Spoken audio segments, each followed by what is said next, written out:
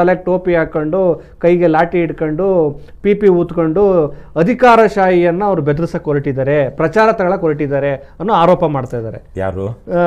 ಒಂದಷ್ಟು ಮಾಧ್ಯಮಗಳು, ಈ ರಾಜಕೀಯ ಪಕ್ಷಗಳ ಕಾರ್ಯಕರ್ತರು. ಅವ್ರು ಮಾಡ್ಬೋದೇನೋ, ನನಗೇನು ಅಲ್ಲಿ ತನಕ ಬಂದಿಲ್ಲ. ನಾವು ಸತ್ಯ ಮತ್ತು ಅಹಿಂಸೆಯಲ್ಲಿ ಮಹಾತ್ಮ ಗಾಂಧೀಜಿಯವರ ಆದರ್ಶದಲ್ಲಿ ನಾನು ವೈಯಕ್ತಿಕವಾಗಿ ನಂಬಿಕೆ ಇಟ್ಟವನು. ಸೇವಾದಳ ಅನ್ನುವಂಥದ್ದು ಮೊದಲು ಲಾಠಿ ಹಿಡ್ಕೊಂಡು ಶುರುವಾದಂತಹ ಸಂಸ್ಥೆ 1921-22 ಅದನ್ನು ಸ್ಥಾಪಿಸಿದವರು ಯಾರು? ನಮ್ಮದೇ ಕರ್ನಾಟಕದ ಅವಿಭಜಿತ ಧಾರವಾಡ ಜಿಲ್ಲೆಯ ಇವತ್ತಿನ ಹಾವೇರಿ ಜಿಲ್ಲೆಯ ಹಾನಗಲ್ ತಾಲೂಕಿನ ತಿಳುವಳ್ಳಿಯಲ್ಲಿ ಹುಟ್ಟಿದೆ, ಧಾರವಾಡದಲ್ಲಿ ಬೆಳೆದು ಓದಿ ಅಮೇರಿಕದಲ್ಲೂ ವಿದ್ಯಾಭ್ಯಾಸ ಮಾಡ್ಕೊಂಡು ಬಂದಂತಹ ನಾರಾಯಣ್ ಹರ್ಡೀಕರ್ ಅನ್ನುವಂಥವ್ರು. ಯಾಕೆ ಅವರು ಸೇವಾದಳ ಅನ್ನುವಂಥದ್ದನ್ನು ಇವತ್ತೇನು RSS ಥರದ್ದು ನೋಡ್ತಿರಲ್ಲ, ಅದೇ ಥರದ್ದು ಸೇವಾದಳ ಅದಕ್ಕಿಂತ RSSಗಿಂತ ಮೊದಲು ಶುರುವಾಗಿದ್ದು. ಕರಿ ಪ್ಯಾಂಟೋ ಚಡ್ಡಿನೋ ಖಾದಿ ಆಮೇಲೆ ಕಾಕಿ ಶರ್ಟೇನೋ ಹಾಕ್ಕೊಂಡು ಲಾಠಿ ಹಿಡ್ಕೊಂಡು ಕಾಂಗ್ರೆಸ್ನ ಒಂದು ಅಂಗಸಂಸ್ಥೆ ಇವತ್ತಿಗೂ ಇದೆ ಸೇವಾದಳ. ಅಲ್ಲಿ ನಾಸು ಹರ್ಡೀಕರ್ ಅವರು ಬೆಳಗಾವಿ ಜಿಲ್ಲೆಯ ಘಟಪ್ರಭಾದಲ್ಲಿ ಅವರು ತೀರ್ಕೊಂಡಿದ್ದು. ಅಲ್ಲೊಂದು health institute, Karnataka health institute ಅಂತೇನೋ ಇದೆ, ಅಲ್ಲಿ ಅವರು ಸಮಾಧಿ ಇದೆ. ಅಲ್ಲಿ 2 ಸಲ ಅವರು MP ಆಗಿದ್ದರು, ರಾಜ್ಯಸಭಾ MP ಏನೋ ಆಗಿದ್ದರು. ಅಲ್ಲಿ ಅವ್ರದ್ದು ಸಮಾಧಿ ಇದೆ. ಇವತ್ತಿಗೂ ಅಲ್ಲಿ ಸೇವಾದಳದ ಹೆಡ್ ಆಫೀಸ್ ಅಲ್ಲೇ ಇದೆ. ಬೆಂಗಳೂರಲ್ಲಿ ಸೇವಾದಳ ಇದೆ. ಸೇವಾದಳ ಕಾಂಗ್ರೆಸ್ನ ಒಂದು ಅಂಗ ಘಟಕವಾಗಿತ್ತು. ಯಾಕೆ ಅವ್ರು ಲಾಠಿ ಹಿಡಿದ್ರು? ಅಲ್ಲ, ಈಗ ನೀವು ಲಾಠಿ ಹಿಡಿಯೋ ಪರಿಸ್ಥಿತಿಯನ್ನು ಅವ್ರು ಲಾಠಿ ಹಿಡಿದಿದ್ದು ಆವತ್ತಿಗೆ ಪೊಲೀಸು ಕಡಿಮೆ ಇದ್ರು. ಗಾಂಧಿ ಬರ್ತಾರೆ, ಜವಾಹರ್ಲಾಲ್ ನೆಹರು ಬರ್ತಾರೆ, ಸ್ವಾತಂತ್ರ್ಯ ಹೋರಾಟದ ಕಾರ್ಯಕ್ರಮಗಳಿದೆ ಅಂದರೆ ಲಕ್ಷಾಂತರ ಸಂಖ್ಯೆಯಲ್ಲಿ ಆವತ್ತಿನ ಕಾಲದಲ್ಲಿ ನಮ್ಮ ಪೂರ್ವಿಕರು ತಾವು ಸ್ವಯಂ ಪ್ರೇರಿತವಾಗಿ ಬರ್ತಾ ಇದ್ರು. ಅಲ್ಲೊಂದು ರಕ್ಷಣೆಗೆ ಅಂತ ಆಗಲಿ, ಒಂದು ವ್ಯವಸ್ಥೆಗೆ ಅಂತ ಆಗಲಿ ಪೊಲೀಸು ಇನ್ನೊಂದು ಇಲ್ಲದೆ ಇದ್ದಾಗ ಕಾಂಗ್ರೆಸ್ನ ಸ್ವಯಂ ಸೇವಕರನ್ನೇ ಸೇವಾದಳ ಅಂತ ಒಂದು ತಂಡ ಕಟ್ಟಿದ್ರು. ಸೇವಾದಳದ ಮೊದಲ ಅಧ್ಯಕ್ಷರು ನನಗೆ ಅನ್ನಿಸ್ದಾಗೆ ಜವಾಹರ್ಲಾಲ್ ನೆಹರು, ಕಟ್ಟಿದ್ದು ಹರ್ಡೀಕರ್ ಅವರು. ಸೊ ಹಾಗಾಗಿ ನಾವು ಅವತ್ತು ಒಂದು ರಕ್ಷಣೆಗೆ, ಒಂದು ವ್ಯವಸ್ಥೆಗೆ ಆವತ್ತೇ ಒಂದು ದಳ ಕಟ್ಟೋದು. ಇವತ್ತು ನಾವು ಕರ್ನಾಟಕ ರಾಷ್ಟ್ರ ಸಮಿತಿ ಪಕ್ಷದಿಂದ ಸರ್ಕಾರಿ ಕಚೇರಿಗೋ ಇನ್ನೊಂದು ಕಡೆಗೋ ಹೋದಾಗ, ಅಥವಾ ಪೊಲೀಸರ ಯಾವುದೋ ಒಂದು ಚುನಾವಣೆಯಲ್ಲೋ ಇನ್ನೊಂದು ಸಂದರ್ಭದಲ್ಲಿ ಅಕ್ರಮಗಳನ್ನ ಪ್ರಶ್ನೆ ಮಾಡುವಾಗ ಪೊಲೀಸರು ಕರೆದ್ರೆ ಪೊಲೀಸರು ಬರೋದಿಲ್ಲ. ಬಂದರೂ ನಮ್ಮ ಮೇಲೇ ಕೇಸ್ ಹಾಕ್ತಾರೆ. ಯಾಕಂದರೆ ಅವನು ನಮ್ಮ ಎದುರು ಪಾರ್ಟಿಯವನು ಭಾಳ ಬಲಿಷ್ಠ ಇದ್ದಾನೆ, ರೌಡಿ ಇದ್ದಾನೆ, ಮತ್ತು ಆಡಳಿತ ಪಕ್ಷದಲ್ಲಿದ್ದಾರೆ. ಇವತ್ತು ನಾವು ನಮ್ಮ ರಕ್ಷಣೆಯನ್ನು ಮಾಡ್ಕೊಳ್ಬೇಕಲ್ವಾ, ಅಕ್ರಮನ ನಿಲ್ಲಿಸಬೇಕಲ್ವಾ. ನಾವು ಇನ್ನೂ ಲಾಠಿ ಈಗ ಹಿಡಿತಾ ಇದ್ದೀವಿ. ಮೊನ್ನೆ ಚುನಾವಣೆ ಆದಮೇಲೆ ನಾನು ಹೇಳಿದ್ದೀನಿ, ಜನವರಿ 26ಕ್ಕೆ, ಈ 2022 ಜನವರಿ 26 ಹೇಳಿದ್ದೀನಿ, ಬಾಯಲ್ಲಿ ಸೀಟಿ ಕೈಯಲ್ಲಿ ಲಾಠಿ ಅಂತ. ನಾವು ಮುಂದಕ್ಕೆ ಅಕ್ರಮಗಳನ್ನು ನಿಲ್ಲಿಸ್ತಿಲ್ಲ ಅಂದರೆ ಅಧಿಕಾರಿಗಳು ನಿಲ್ಲಿಸ್ತಾ ಇಲ್ಲ, ಪೊಲೀಸರು ನಿಲ್ಲಿಸ್ತಾ ಇಲ್ಲ. ಇದು ಒಂದು ರೀತಿ ನೈತಿಕ ಪೊಲೀಸ್ ರೂಪ ಪಡ್ಕೊಳುತ್ತಾ ಹೇಗೆ? ಆಗ್ಲಿ ಬಿಡಿ, ಯಾಕೆ ಸಿಟಿಸನ್ ಡಿಪಾರ್ಟ್ಮೆಂಟ್ ಇದೆ, ಪೊಲೀಸ್ ಡಿಪಾರ್ಟ್ಮೆಂಟ್ ಇದೆ, ಅವ್ರು ನೋಡ್ಕೊಳ್ತಾರೆ. ಏನ್ ಮಾಡ್ತಿದ್ದಾರೆ, ಏನು ಭ್ರಷ್ಟಾಚಾರ ನೋಡ್ತಿದೀವಲ್ಲ, ಅವ್ರು ನೋಡ್ಕೊಳ್ತಾರೆ. ನೀವ್ ಯಾಕೆ ಮಾಡ್ತೀರಾ ಕೆಲಸ? ನಮ್ಮ ಕೂಲಿಗಳು, ನಮ್ಮ ಸಂಬಳದಲ್ಲಿ ಬದುಕ್ತಿರುವಂಥ ಕೂಲಿಗಳು, ಅವರು ನಮ್ಮ ಕೂಲಿಗಳು ಇವತ್ತು ಕೆಲಸ ಮಾಡದೆ ಅಧರ್ಮ ಮಾಡ್ತಿರುವಾಗ ನಾವು ಅಕ್ರಮವನ್ನು ನಿಲ್ಲಿಸಬೇಕು, ನಾವೇ ಹಿಡಿಬೇಕು. ಒಂದು ಲೇಪ್ ಆಗ್ತಾ ಇದೆ ಸುರೇಶ್, ನೀವು ಅಲ್ಲೊಂದು ಕಳ್ತನ ಆಗ್ತಾ ಇದೆ, ರೇಪ್ ಆಗ್ತಾ ಇದೆ, ನೀವು ಪೊಲೀಸರು ಬರೋ ತನಕ ಕಾಯ್ಬೇಕಾ? ಯಾಕೆ ರೇಪ್ ಮಾಡ್ತಿರೋ ಅನ್ನೋ ಬಗ್ಗೆ ನೀವು ಯಾಕೋ ಮಾಡ್ತಿದ್ಯಾ, ಬಿಡೋ ಕೈ ಮಾನಭಂಗ ಯಾಕೋ ಮಾಡ್ತಿದ್ಯಾ ಅಂತಿರೋ ಇಲ್ವಾ? ಕರೆಕ್ಟ್ ಅಂತಿರೋ ಇಲ್ವಾ?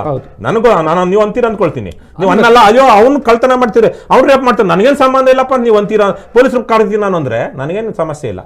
ನಾನೇನು ಮಾಡ್ತೀನಿ, ನನ್ನ ಕೈಲಾದಷ್ಟು ನಾನು ಹೋಗಿ ಹಿಡಿತೀನಿ, ನಿಲ್ಲಿಸ್ತೀನಿ, ಅವ್ನು ಹಿಡ್ಕೊಳ್ತೀನಿ, ಅವ್ನು ಹೆಡೆಮುರಿ ಕಟ್ತೀನಿ, ನನ್ನ ಕೈಲಿ ಸಾಧ್ಯ ಆಯ್ತು ಅಂದರೆ ಆಮೇಲೆ ಪೊಲೀಸರು ಕರೆ ಮಾಡ್ತೀನಿ. ಯಾಕೆ ಗೊತ್ತಾ? ಪೊಲೀಸರು ಕರೆ ಮಾಡ್ತಾರೆ, ಇಲ್ಲೇ ಕಳ್ಳತನ ಅಥವಾ ರೇಪು, ಮಾನಭಂಗ ಅನ್ನುವಂಥದ್ದು ಕಂಟಿನ್ಯೂ ಆಗ್ತಾ ಇರುತ್ತೆ. ಇದಕ್ಕೆ ಸಮಾಜದಲ್ಲಿ ನಮ್ಮ ಇದರಲ್ಲಿ ಸಿಟಿಸನ್ಸ್ ಅರೆಸ್ಟ್ ಅಂತ ಒಂದಿದೆ. ಯಾವುದೇ ಅಕ್ರಮವನ್ನು ನಿಲ್ಲಿಸೋದಕ್ಕೆ ಪೊಲೀಸರ ತನಕ ಕಾಯಬೇಕಾಗಿಲ್ಲ. ಒಬ್ಬ ಕಳ್ಳತನ ಮಾಡ್ತಾ ಇದ್ರೆ ಅಂದರೆ ನೀವು ಅವನ್ನ ಪ್ರಾಣ ಕೊಲ್ಲಬಾರ್ದು, ನೀವೇ ಕಾನೂನು ಕೈಗೆ ತಗೊಂಡು ಅವನಿಗೆ ಶಿಕ್ಷೆ ಕೊಡಬಾರ್ದು. ಶಿಕ್ಷೆ ಎಲ್ಲಿ ಕೊಡಬೇಕು? ಇವತ್ತು ಎನ್ಕೌಂಟರ್ ಮಾಡ್ತಾ ಇದ್ದಾರೆ. ನ್ಯಾಯಾಂಗ ವ್ಯವಸ್ಥೆಯನ್ನು ಬಳಸ್ಕೊಂಡು ತಾರ್ಕಿಕ ಅಂತ್ಯಕ್ಕೆ ತೆಗೆದುಕೊಂಡು ಹೋಗೋದಕ್ಕೆ ಯೋಗ್ಯತೆ ಇಲ್ಲದ ನಮ್ಮ ರಾಜಕಾರಣ ಮತ್ತು ಪೊಲೀಸ್ ವ್ಯವಸ್ಥೆ ಯಾವನೋ ಒಬ್ಬ ಕಡು ನೀಚನನ್ನ, ರಾಕ್ಷಸ ಮನಸ್ಥಿತಿಯ ಅತ್ಯಾಚಾರಿಗಳನ್ನು ಎನ್ಕೌಂಟರ್ ಮಾಡ್ಕೊಳ್ತಾ ಇದ್ದಾರೆ. ಯಾವುದೋ ಒಂದು ಸುಮ್ಮನೆ ಕೈಲಾಗದವರು, ವ್ಯವಸ್ಥೆಯ ಬಗ್ಗೆ ನಂಬಿಕೆ ಕಳ್ಕೊಂಡಿರುವಂತಹವ್ರು ಮಾತ್ರ ಯಾವುದು ಎನ್ಕೌಂಟರ್ನ ಬೆಂಬಲಿಸ್ಬೋದು ಅಥವಾ ಎನ್ಕೌಂಟರ್ ಮಾಡ್ಬೋದು. ಯಾವತ್ತು what will be the deterrent? ಕಾನೂನು ತನ್ನ ಕೆಲಸ ಮಾಡುತ್ತೆ, ದೊಡ್ಡವರು ಚಿಕ್ಕವರು ಅಂತ ನೋಡೋದಿಲ್ಲ. ಕಾನೂನು ತನ್ನ ಕೆಲಸ ಮಾಡುತ್ತೆ ಮತ್ತು ಶಿಕ್ಷೆ ಇದೇ ಜನ್ಮದಲ್ಲೇ ಆಗುತ್ತೆ ಅಂತ ಆದಾಗ ಅದು that will become A deterrent. ಅಂದರೆ ಜನರಿಗೆ ಅಂಥ ಕೆಲಸ ಮಾಡೋದಕ್ಕೆ ಅಧೈರ್ಯವನ್ನು ಕೊಡುವಂತಹ ಸಂಗತಿ ಆಗುತ್ತೆ. ಅದು ಇವತ್ತೆಲ್ಲ ಆಗ್ತಿದೆ. ಇವತ್ತು ಏನು ಜಸ್ಟಿಸ್ ಅಂದರೆ ಯಾವನ್ನ ಬೇಕಾದರೂ ಕೊಲ್ಲಬಹುದಾದಂಥ ಎನ್ಕೌಂಟರ್ ಅನ್ನುವಂಥ ಥರಕ್ಕೆ ಬಂದ್ಬಿಟ್ಟಿದೆ. ಹಾಗಾಗಿ ನಾವು ಲಾಠಿ ಚುನಾವಣೆ ನಮ್ಗೆ ಗೊತ್ತಿದೆ. ಅಲ್ಲಿ ನಾವು ಮೊನ್ನೆ ಶಿಗ್ಗಾವಲ್ಲಿ ನಾನೇ ಎಲೆಕ್ಷನ್ ನಿಂತಿದ್ದಂಥ ಸಂದರ್ಭದಲ್ಲಿ ಬಸವರಾಜ ಬೊಮ್ಮಾಯಿಯ ಭಂಟ ಒಬ್ಬ, ಅವನ ಮನೆಯಲ್ಲಿ ಕೋಟ್ಯಾಂತರ ರೂಪಾಯಿ ಸಂಗ್ರಹ ಆಗಿತ್ತು. ಅವನ ಮನೆಯಿಂದ ಸಾಗಿಸ್ತಾ ಇದ್ರು. ಕಾರಲ್ಲಿ ಸಾಗಿಸೋವಾಗ ನಮ್ಮವ್ರ ಕಣ್ಣಿಗೆ ಬಿದ್ದರು, ನಮ್ಮವ್ರು ಅಡ್ಡ ಹಾಕಿದ್ರು, ಒಬ್ಬರನ್ನ ಕಾರ್ ನಮ್ಮವ್ರ ಮೇಲೆ ಹತ್ತಿಸ್ಕೊಂಡು ಹೋದ್ರು. ಮತ್ತೆ ಅವರೆಲ್ಲ ನೂರಾರು ಸಂಖ್ಯೆಯಲ್ಲಿ ಬಂದರು. ನಾವು ಅಲ್ಲೇ ನಿಂತ್ಕೊಂಡು ನಮ್ಮವ್ರು ವಿಡಿಯೋ ಮಾಡಿಕೊಂಡು ಪೊಲೀಸರಿಗೆ ಕರೆ ಮಾಡ್ತಾ ಇದ್ರೆ ಪೊಲೀಸರು ಬಂದು ಏನು ಕಿತ್ತುಗುಡ್ಡೆ ಹಾಕಿದ್ರು. ಇವತ್ತು ಅಲ್ಲಿ ಕೇಸ್ ಆಯಿತು, AC ಕೇಸ್ ಮಾಡಿದ್ದಾನೆ ಅವನ ಮೇಲೆ. ಏನು ವಿಚಾರಣೆ ಆಗಿದೆ? 3-4 ಲಕ್ಷ ರೂಪಾಯಿ ಸುಮ್ಮನೆ ನನಗೆ ಅಲ್ಲಿ ದುಡ್ಡು ತಗೊಂಡು ಹೋದವನೇ ಒಬ್ಬ ಹೇಳೋದ ನನಗೆ. ಆಮೇಲೆ ಸರ್ ನಾನು ಅವ್ರ ಮೇಲೆ ಒಬ್ಬ ಡ್ರೈವರು ಸರ್ ನನಗೆ ಇಷ್ಟು ದುಡ್ಡು ಬಂತು, ನಾನು ಅಲ್ಲಿ ಮುಂದೆ ಗಲಾಟೆ ಆಗ್ತಿದ್ದಾಗ ನಾನು ಹಿಂದ್ಗಡೆ ಬ್ಯಾಗನ್ನು ತಗೊಂಡು ಹೋದೆ ಸರ್ ಅಂತಾನೆ. ಕೋಟ್ಯಾಂತರ ರೂಪಾಯಿ ದುಡ್ಡಿತ್ತು ಅವನ ಮನೆಯಲ್ಲಿ. ಪೊಲೀಸರು ಬಂದು ಕೊನೆಗೆ ನಮ್ಮ ಒತ್ತಡ ತಾಳಲಾರದೆ ಮನೆಗೆ ಹೋಗಿ ತಪಾಸಣೆ ಮಾಡಿದ್ರು. ತಪಾಸಣೆ ಮಾಡಿ ಒಂದಷ್ಟು ಅನ್ಅಕೌಂಟೆಡ್ ದುಡ್ಡು ಸಿಕ್ತು. ಎಷ್ಟು ಕೋಟಿ ರೂಪಾಯಿ ದುಡ್ಡು ಇಲ್ಲಿ ತನಕ ಸೀಸ್ ಆಗಿಲ್ಲ. ಪ್ರತಿ ಚುನಾವಣೆಯಲ್ಲೂ 100-200 ಕೋಟಿ ರೂಪಾಯಿ ನೀವು ನೋಡ್ತಿರಲ್ವಾ. ಅಲ್ಲಿ ಸೀರೆಗಳು ಸೀಸ್ ಆದವು, ಇಲ್ಲಿ ಕುಕ್ಕರ್ಗಳು ಸೀಸ್ ಆದವು, ಇಲ್ಲಿ ಹಣ ಸೀಸ್ ಆಯಿತು, ಅನ್ಅಕೌಂಟೆಡ್ ಮನಿ ಎಲ್ಲಿ ಹೋಯ್ತು ಆ ಪ್ರಕರಣಗಳೆಲ್ಲ. ಇವತ್ತು ಒಂದು ಪ್ರಕರಣದಲ್ಲಿ ಅಕ್ರಮವಾಗಿ ಹಣ ಸಾಗಣೆ ಮಾಡ್ತಿದ್ದ, ಅಕ್ರಮವಾಗಿ ಏನು ಜನರಿಗೆ ಹಂಚೋದಕ್ಕೆ ಸಾಗಣೆ ಮಾಡ್ತಿದ್ದಂತಹ ಪ್ರಕರಣ ಯಾವತ್ತಾದ್ರೂ ಗುರಿ ಮುಟ್ಟಿರೋದು ಸಿಕ್ಕಿ ನೋಡಿರ್ತೀರಾ? ಅದಕ್ಕೆ ನಾವೇನು ಹೇಳ್ತೀವಿ, ಇನ್ನು ಮುಂದಕ್ಕೆ ಚುನಾವಣೆಗಳಲ್ಲಿ ಯಾವನ ಅಕ್ರಮ ಮಾಡೋದಕ್ಕೆ ಬರ್ತಾನೋ, ಹಣ ಹಂಚೋದಿಕ್ಕೆ ಅಥವಾ ಇದು ಏನು ನಿಕ್ಕರು ತಗೊಂಡು ಬರ್ತಾನೋ ಅಂಥವ್ನು ಸಿಕ್ಕಿದ್ರೆ ಮೊದಲು ಆಸ್ತಿ ನಾಶ ಮಾಡಿ. ಅಂದರೆ ಆ ಗಾಡಿನ ಎತ್ಬಿಡಿ. 4 ಜನ ಸೇರ್ಕೊಂಡ್ರೆ ಗಾಡೀಲಿ ಒಳಗಡೆ ಕರೀರಿ, ಆ ಕಡೆ ಈ ಕಡೆ 4-5 ಜನ ಸೇರ್ಕೊಂಡು ಎತ್ತು ದಬ್ಬಿ ಆ ಗಾಡಿ ಪುಡಿ ಮಾಡಿ. ಆಸ್ತಿ ನಾಶ, ಪ್ರೈವೇಟ್ ಪ್ರಾಪರ್ಟಿ, ಗೌರ್ಮೆಂಟದಲ್ಲ. ಅದೇ ನಮ್ಮ ಸಾಕ್ಷಿ.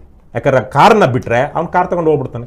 ಮೊನ್ನೆ ಇಲ್ಲ ಚಂದಾಪುರ, ನಮ್ಮ ಆನೇಕಲ್ ತಾಲೂಕಿನ ಚಂದಾಪುರದಲ್ಲಿ ನಮ್ಮದೇ ಊರಿನಲ್ಲಿ ಲಕ್ಷಾಂತರ ರೂಪಾಯಿ ಕಾರಿನ ಸೀಟಲ್ಲಿದೆ. ನಮ್ಮವ್ರು ಹೋಗಿ ಹಾಕಿದ್ರೆ ಎಲ್ಲ ಬಂದು ಒಂದು 40-50 ಜನ ಗುಂಪು ಸೇರ್ಕೊಂಡು BJP ಎಲ್ಲ ತಳ್ಳಿ ಕಾರ್ ತಗೊಂಡು ಹೋಗ್ಬಿಟ್ರು. ಕಂಪ್ಲೇಂಟ್ ಕೊಡೋ ಅಷ್ಟೊತ್ತಿಗೆ ಎಲ್ಲಿರ್ತಾರೆ? ಅದಕ್ಕೆ ಜನ ಒಟ್ಟಾಗಿ ನೀವು ಮೊದಲು ಅದ್ರ ಗಾಜ್ ಪುಡಿ ಮಾಡಿ ಚಕ್ರ ಇದು ಗಾಡಿ ತೆಗೀರಿ, ಯಾರನ್ನೂ ಹೊಡಿಬೇಡಿ, ಎಲ್ಲ ವಿಡಿಯೋ ಮಾಡ್ಕೊಳ್ಳಿ. ನೀವು ಮಾಡಿದ್ದೀನಿ ಆಸ್ತಿ ನಾಶ. ಕಾರ್ ಇನ್ಶೂರೆನ್ಸ್ ಇರುತ್ತೆ, ಅಕಸ್ಮಾತ್ ನಮ್ಮ ಕಡೆಯಿಂದ $1 ಲಕ್ಷ ಬೇಕಾದ್ರೆ ದಂಡ ಕಟ್ಟೋಣ. ಏನೀಗ ಓಡೋಗಿದ್ದು ಏನಾಗುತ್ತೆ? ಸರ್ಕಾರ ಫೈನ್ ಆಗುತ್ತೆ ತಾನೇ. ಸೊ ಇವತ್ತು ನಾನು ನಿಮ್ಮನ್ನು ಹೊಡಿತೀನಿ ಅಂದ್ಕೊಳ್ಳಿ, ಇಲ್ಲಿ ಸ್ಟುಡಿಯೋದಲ್ಲಿ ಚೆನ್ನಾಗಿ ಹೊಡೆದಾಕ್ಬಿಟ್ಟೆ, ರಕ್ತ ಬಂದಿಲ್ಲ, ಮಾರಣಾಂತಿಕ ಅಪಾಯ ಇಲ್ಲ, ಏನು ಅಟೆಂಪ್ಟ್ ಟು ಮರ್ಡರ್ ಥರ ಕೇಸ್ ಅಲ್ಲ. ಯಾಕಂದರೆ ನಾನೆಲ್ಲೂ ನಿಮ್ಗೆ ಗಾಯ ಬರೋಂಗೆ ಹೊಡೆದಿಲ್ಲ, ಸುಮ್ಮನೆ ಹೊಡೆದ್ಬಿಟ್ಟಿದ್ದೀನಿ. ನಾನು ನೀವು ಗಲಾಟೆ ಬಿದ್ದಾಗ ನನ್ನ ದೇಹದ ಆಕಾರ ನಿಮಗಿಂತ ಸ್ವಲ್ಪ ಒಂದು 15 kg ಜಾಸ್ತಿ ಇರೋದ್ರಿಂದ ಸ್ವಲ್ಪ ಹೆಚ್ಚು ಗಾಯ ನಿಮಗೆ ಆಗ್ಬೋದು, ಅಥವಾ ನೀವು ಬೇರೆ ಥರಕ್ಕೆ ಸದೃಢರಾಗಿದ್ದರೆ ನನಗೂ ಗಾಯ ಆಗ್ಬೋದು, ನನಗೆ ಮೂತಿ ಗೀತಿ ಹೊಡಿಬೋದು, ಎಲ್ಲ ಸಣ್ಣ ಪುಟ್ಟ ರಕ್ತ ಬರ್ಬೋದು. ನಾನೇ ಹೋಗಿ ನಿಮ್ಮ ಮೇಲೆ, ನೀವೇ ಹೋಗಿ ನನ್ನ ಮೇಲೆ ಕಂಪ್ಲೇಂಟ್ ಕೊಟ್ರು ಸ್ಟೇಷನ್ ಬೇಲ್ ಮಾತ್ರ. ಪೊಲೀಸರು ಬಂದು ಅರೆಸ್ಟ್ ಮಾಡ್ಬೋದು, FIR ಆದರೆ ನಮ್ಮ ಪುಣ್ಯಕ್ಕೆ. ನಾನೇ ನಿಮ್ಮನ್ನು ಹೊಡೆದ್ಬಿಟ್ಟೆ ಅಂದರೆ ಚೆನ್ನಾಗಿ ಹೊಡೆದಾಕ್ಬಿಟ್ಟಿದ್ದೀನಿ ಅಂದ್ರೂ ನೀವು ಕಂಪ್ಲೇಂಟ್ ಕೊಟ್ಟರು FIR ಆಗೋ ಡೌಟ್. ಯಾಕಂದರೆ ಪೊಲೀಸರಿಗೆ ಇರೋ ಲಾಭ ಇಲ್ವಲ್ಲ. ಆದ್ರೂ ಈ ಗಲಾಟೆ ಇದಕ್ಕೆ ಅಟೆಂಪ್ಟ್ ಟು ಮರ್ಡರ್ ಸೆಕ್ಷನ್ ಹಾಕಲಿಲ್ಲ ಅಂದರೆ ಸ್ಟೇಷನ್ ಬೇಲು, ಏನೂ ಆಗೋದಿಲ್ಲ ಕೇಸ್. ಹಾಗಾಗಿ ನಾವು ಅಂಥ ಕಡೆಗಳಲ್ಲಿ ಲಾಠಿ ಇಟ್ಕೊಂಡಿರೋದು ಏನಕ್ಕೆ? ಸತ್ಯ ನ್ಯಾಯಕ್ಕಾಗಿ. ಶಸ್ತ್ರ ಯಾಕೆ ಹಿಡಿತಾರೆ? ಒಂದು ಅಧಿಕಾರಕ್ಕಾಗಿ, ಇಲ್ಲ ಲಾಭಕ್ಕಾಗಿ, ಇಲ್ಲ ಅನ್ಯಾಯವನ್ನು ವಿರೋಧಿಸೋದಕ್ಕಾಗಿ ಅಲ್ವಾ? ಯಾವ ಕಾರಣಕ್ಕಾಗಿ ಹಿಡಿತಿದ್ದೀವಿ ಅಂತ. ನ್ಯಾಯದಂಡವನ್ನು, ಧರ್ಮದಂಡವನ್ನು ಯಾವಾಗಲೂ ನ್ಯಾಯಕ್ಕಾಗಿ, ಧರ್ಮಕ್ಕಾಗಿ ಹಿಡಿಬೇಕು. ಇವತ್ತು ನನಗಂತೂ ನಾನು ಮೊನ್ನೆ ಬರೆದಿದ್ದೆ, ನೀವು ನೋಡಿರ್ಬೇಕು, 4-5 ವರ್ಷಗಳಿಂದ ಸಿಕ್ಕಾಪಟ್ಟೆ ವೈರಲ್ ಆಗಿತ್ತು. ನಾವು ಕೊಟ್ಟಂತಹ ದೂರುಗಳಲ್ಲಿ, ಕರ್ನಾಟಕ ರಾಷ್ಟ್ರ ಸಮಿತಿ ಪಕ್ಷ ಸೇರಿದಂತೆ ನಾನು ಸೇರಿದಂತೆ ಕೊಟ್ಟಂಥ ದೂರುಗಳಲ್ಲಿ ಇಲ್ಲಿ ತನಕ ನ್ಯಾಯ ಕೊಡಿಸಿರುವಂತಹ ಒಬ್ಬ ಪೊಲೀಸ್ ಅಧಿಕಾರಿ ನಮಗಿಲ್ಲ. ಎಷ್ಟು ದೂರುಗಳು ಕೊಟ್ಟಿದ್ದೀವಿ. ನಮ್ಮ ಮೇಲೆ ಬಂದಿರೋ ದೂರುಗಳಲ್ಲಿ ನಾವು ಅಲ್ಲಾಡ್ತಿದ್ದೀವಿ. ನಾವು ಕೊಟ್ಟಿರೋ ದೂರುಗಳಿಗೆ ಅಯೋಗ್ಯರು, ನೀಚರು, ಹಲ್ಕಾಗಳು NCR ಕೂಡ ಹಾಕೋದಿಲ್ಲ, ಕೇಸೇ ತಗೊಳ್ಳೋದಿಲ್ಲ. ಮತ್ತು ಹಿಂಗೆ ಹೋರಾಟ ಮಾಡ್ತೀರಾ? ಆಗಲೇ ನಾನು ಹೇಳ್ದಂಗೆ ಸಿಟಿಸನ್ಸ್ ಅರೆಸ್ಟು, ರಾಜ್ಯ, ಈ ಪೊಲೀಸರು, ಅಧಿಕಾರಿಗಳು, ನ್ಯಾಯಾಂಗ ನಮಗೆ ನ್ಯಾಯ ಕೊಡದೇ ಇರುವಂಥ ಸಂದರ್ಭದಲ್ಲಿ ಹೇಗೆ ಫೈಟ್ ಮಾಡ್ತೀರಾ? ನೀವು ಅಧಿಕಾರಿಶಾಹಿ ವಿರುದ್ಧ ತಿರುಗಿ ಬೀಳ್ತೀರಿ, ಆದರೆ ಪೊಲೀಸ್ನವರು ಇನ್ಯಾರ್ದೋ ಆದೇಶವನ್ನು ಕಾಯಬೇಕಲ್ಲ, ಅದನ್ನು ಅರ್ಥ ಮಾಡ್ಕೋಬೇಕಲ್ಲ. ಅರ್ಥ ಮಾಡ್ಕೊಳ್ಳೋ ದರ್ದು ನನಗೇನಿದೆ? ಸಂಬಳ ತಗೊಳ್ತಿರೋ ನಾವನು ಸಂವಿಧಾನದ ಮೇಲೆ ಆಣೆ ಇಟ್ಟು ನಾನು ಈ ರಾಜ್ಯದ, ದೇಶದ ಸಾರ್ವಭೌಮತೆಯನ್ನು ಕಾಪಾಡ್ತೀನಿ, ಸಂವಿಧಾನದ ಅನುಸಾರವಾಗಿ ಕೆಲಸ ಮಾಡ್ತೀನಿ ಅಂತ ಪ್ರಮಾಣ ಮಾಡಿ ಏನು 50,000 ಲಕ್ಷ ರೂಪಾಯಿ ಸಂಬಳ ತಗೊಳ್ತಿರೋ ಕುನ್ನಿ ಯಾವುದು? ಇಲ್ಲ, ಇದೇ ಗತ್ತ. ಯಾಕೆ ನಾವು ಅವರನ್ನು ಪ್ರಶ್ನೆ ಮಾಡಬಾರ್ದು? ಇದೇ ಗತ್ತಲ್ಲೇ ಒಬ್ಬ ಶಾಸಕನನ್ನೋ, ಒಬ್ಬ ಸಚಿವನನ್ನೋ, ಮುಖ್ಯಮಂತ್ರಿಯನ್ನೋ ಪ್ರಶ್ನೆ ಮಾಡಿ ಸ್ವಾಮಿ, ಅವ್ರು ಸಿಗದೇ ಇಲ್ವಾ ನಿಮ್ ಕೈಗೆ? ಹೌದು, ಸಿಗಲ್ಲ. ಯಾಕೆ ಗೊತ್ತಾ? ಪರಮ ನೀಚ ಅಯೋಗ್ಯರು ಇವತ್ತು ಆ ಪ್ರಶ್ನೆ ಕೇಳುವಂತಹ ಹಲ್ಕಾಗಳೇನೆ ನಾವು ಯಾವನ ವಿರುದ್ಧ ಹೋಗಿ ಹೋರಾಟ ಮಾಡ್ತಿದ್ದೀವೋ ಅವನಿಗೆ ಅವನ ಹಣ ತಗೊಂಡು ಎಂಡ ಕುಡಿದು ಜಾತಿ ನೋಡ್ಕೊಂಡು ಗೆಲ್ಲಿಸ್ತಿರೋವಾಗ ನಾವು ಹೆಂಗೆ ಬೆಂಬಲಿಸೋದು? ಬನ್ನಿ, ಯಾರ್ಯಾರು ಅಂತಿದಾರಲ್ವಾ ಬರಲಿ ನಮ್ಮ ಜೊತೆಗೆ. ನಾವು ನೋಡಿ, 4 ವರ್ಷದಿಂದ 2021ರಲ್ಲಿ BJP ಸರ್ಕಾರದಲ್ಲಿ ಅಬಕಾರಿ ಸಚಿವ ಆಗಿದ್ದಂತಹ ಗೋಪಾಲಯ್ಯನ ಮೇಲೆ ನಾವು ಕೇಸ್ ಹಾಕಿದ್ವಿ, ACBನಲ್ಲಿ ದೂರು ದಾಖಲಿಸಿದ್ವಿ. ನೆನ್ನೆಗೆ ಸರಿಯಾಗಿ 1 ವರ್ಷ. ಇವತ್ತಿನ ನನ್ನ ಫೇಸ್ಬುಕ್ಕಲ್ಲಿ ನೋಡಿದ್ರೆ ಕಾಮೆಂಟ್ ಹಾಕಿದ್ದೀನಿ, ಸರಿಯಾಗಿ 2021 ಇವತ್ತಿನ ಮಾಧ್ಯಮದಲ್ಲಿ 2021 ಜೂನ್ 24ರ ಮಾಧ್ಯಮಗಳಲ್ಲಿ ವರದಿಯಾಗಿದೆ ನಾವು ಹಾಕಿರೋ ಪ್ರಕರಣ. ಎಲ್ಲಿಗೋಗಿದೆ? ಅದೇ ಗೋಪಾಲಯ್ಯ ಮತ್ತೆ ಶಾಸಕನಾಗಬಹುದು, ಮತ್ತೆ ಮಿನಿಸ್ಟ್ರು ಆಗಬಹುದು, ಇವತ್ತು ತಿಮ್ಮಾಪುರ ಅನ್ನೋರು ಆಗ್ಬೋದು, ಯಡಿಯೂರಪ್ಪ ಜೈಲಿಗೆ ಹೋಗಿ ಬಂದಂಥ ಯಡಿಯೂರಪ್ಪ MLA ಮಾಡ್ತೀರಾ, ಮಿನಿಸ್ಟ್ರು ಮಾಡ್ತೀರಾ, DK ಶಿವಕುಮಾರ್ ರಾಜ್ಯದ ಅತ್ಯಂತ ಕಡುಭ್ರಷ್ಟರಲ್ಲಿ ಒಬ್ರು ಅವ್ರನ್ನ ಮಾಡ್ತೀರಾ, ಸಿದ್ದರಾಮಯ್ಯ ಅಂತ ಕಡುಭ್ರಷ್ಟರನ್ನ ಮಾಡ್ತೀರಾ, ಕುಮಾರಸ್ವಾಮಿ ಅಂತ ಮಾಡ್ತೀರಾ. ನಾವು ಅವ್ರ ವಿರುದ್ಧ ಹೋಗಿ ಹೋರಾಟ ಮಾಡಿದ್ರೆ ನಾವು ಅವ್ರ ಮೇಲೆ ಕಾನೂನಾತ್ಮಕ ಹೋರಾಟ ಮಾಡ್ಬೋದು. ಅದೇ ಬೀದಿಯಲ್ಲಿ ಮಾಡಿದ್ರೆ ಬಿಡ್ತೀರಾ ನೀವು? ನನ್ನ ಜಾತಿ ಅವನು ಈಗ ನೋಡಿ ಒಂದು ವಿಚಾರ, ನಮ್ಮಲ್ಲಿ ಜಾತಿ ಅನ್ನೋದು ಈ ಪ್ರಶ್ನೆ ಕೇಳ್ತಿರೋಂಥವ್ರಲ್ಲಿ ಎಷ್ಟು ಜನಕ್ಕಿದೆ. ನಮ್ಮ ಪಕ್ಷದಲ್ಲಂತೂ ನಾವು ಭಾಳ ಸಂತೋಷವಾಗಿದ್ದೀವಿ, ಖುಷಿಯಾಗಿದ್ದೀವಿ, ನೆಮ್ಮದಿಯಾಗಿದ್ದೀವಿ. ಯಾಕಂದ್ರೆ ನಮ್ಮಲ್ಲಿ ಜಾತಿ ಕುಲ ಮತ ಭೇದ ಯಾವ ವಿಚಾರಕ್ಕೂ ಮಾಡೋದಿಲ್ಲ ನಾವು. ಆದರೆ ಇವತ್ತು ಕುಮಾರಸ್ವಾಮಿ ವಿರುದ್ಧ ನೀವು ಒಂದು ಆರೋಪ ಮಾಡಿ ಒಂದು ಪರ್ಟಿಕ್ಯುಲರ್ ಜಾತಿಯವರೆಲ್ಲ ಬಂದ್ಬಿಡ್ತಾರೆ. ಸಿದ್ದರಾಮಯ್ಯನ ವಿರುದ್ಧ ಆರೋಪ ಮಾಡಿ ಒಂದು ಪರ್ಟಿಕ್ಯುಲರ್ ಜಾತಿಯವರೆಲ್ಲ ಬಂದು ನಿಮ್ಮನ್ನು ಆನ್ಲೈನಲ್ಲಿ ಬೈಯೋದಕ್ಕೆ ಶುರು ಮಾಡ್ತಾರೆ. ಯಡಿಯೂರಪ್ಪನ ವಿರುದ್ಧ ಪ್ರಶ್ನೆ ಮಾಡಿ ಮಾತಾಡಿ ಒಂದು ಪರ್ಟಿಕ್ಯುಲರ್ ಜಾತಿಯವರೆಲ್ಲ ಬಂದು ಪ್ರಶ್ನೆ ಮಾಡೋಕ್ಕೆ ಶುರು ಮಾಡ್ಬಿಡ್ತಾರೆ, ಅಥವಾ ನಿಮ್ಮನ್ನು ಮಾಡೋದಕ್ಕೆ ಮಾಡ್ತಾರೆ. ನೀವು ಮಾಡಿದ್ರೆ ತಪ್ಪು, ನನ್ನ ಜಾತಿಯನ್ನು ಮಾಡಿದ್ರೆ ಮಾತ್ರ ತಪ್ಪಲ್ಲ. ಇವತ್ತು ಸಮಾಜದಲ್ಲಿ ಆ ಮಟ್ಟಕ್ಕೆ ಅಪ್ರಾಮಾಣಿಕತೆ ಇದೆ. ಹಾಗಾಗಿ ನಾವು ಒಂದು ಬಲವನ್ನು ಪಡ್ಕೊಳ್ತಾ ಇದ್ವಿ.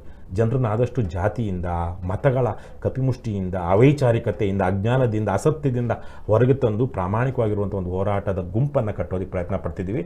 ಆಗ ಇದಕ್ಕೆ ಬೆಂಬಲ ಬರುತ್ತೆ ಅಂದಾಗ ನಾನು ಕರ್ನಾಟಕದಲ್ಲಿ ನೀವು ನೋಡಿ, ಜನಾರ್ದನ್ ರೆಡ್ಡಿ ಅನ್ನುವಂತಹ ತಿರುಪತಿ ತಿಮ್ಮಪ್ಪನಿಗೆ 40 ಕೋಟಿ ರೂಪಾಯಿ ಟೋಪಿ ಇಟ್ಟಂಥ ವ್ಯಕ್ತಿ ಹೋಗಿ ಗಂಗಾವತಿ ಅನ್ನುವಂಥ ತನ್ನದಲ್ಲದ ಊರಿನಲ್ಲಿ ಗೆಲ್ತಾನೆ ಅಂದರೆ ಜನ ಇನ್ಯಾವ ಮಟ್ಟಕ್ಕೆ ಭ್ರಷ್ಟರಾಗಿರಬಹುದು ಯೋಚನೆ ಮಾಡಿ.